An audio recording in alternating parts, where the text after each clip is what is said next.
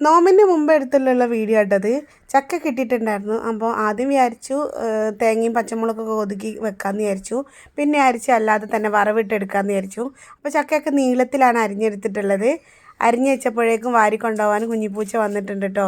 അവൻ്റെ കണ്ണിൻ്റെ മുകളിൽ തന്നെ ഒരു മുറി പറ്റിയിട്ടുണ്ട് കേട്ടോ. ജസ്റ്റ് മിസ്സാണ്. അങ്ങനെ നമുക്കിതൊന്ന് വേവിച്ചെടുക്കാം. കുക്കറിലേക്ക് എടുത്തിട്ടിട്ടുണ്ട്. പിന്നെ അതിലേക്ക് ഉപ്പും മഞ്ഞൾപ്പൊടിയും ആവശ്യത്തിനുള്ള വെള്ളവും ചേർത്ത് കൊടുക്കാം. നമുക്ക് അല്ലാതെയും വേവിച്ചെടുക്കാം കേട്ടോ. കുക്കറിലാകുമ്പോൾ ഒറ്റ വിസിലുകൊണ്ട് പെട്ടെന്ന് വെന്ത് കിട്ടുമല്ലോ എന്ന് വിചാരിച്ചിട്ടാണ് കേട്ടോ. അങ്ങനെ ഇതൊന്ന് വേവിച്ചെടുത്തിട്ടുണ്ട്. ഇതിൻ്റെ മുകൾ ഭാഗം അങ്ങനെ വെന്തിട്ടുണ്ടായിരുന്നില്ല, പക്ഷേ അടിഭാഗം കുറച്ചൊന്ന് വെന്തിട്ടുണ്ടായിരുന്നു കേട്ടോ. ഇനി നമുക്കിതൊന്ന് വറവിട്ടെടുക്കാം. വെളിച്ചെണ്ണയിൽ കടുക് പൊട്ടിച്ചെടുക്കുക, ചെറിയുള്ളി ചേർത്ത് കൊടുക്കാം. എൻ്റെ കയ്യിൽ ചെറിയുള്ളി ഉണ്ടായിരുന്നില്ല കേട്ടോ, പക്ഷേ ഞാൻ വെല്ലുള്ളിയാണ് ചേർത്ത് കൊടുത്തിട്ടുള്ളത്.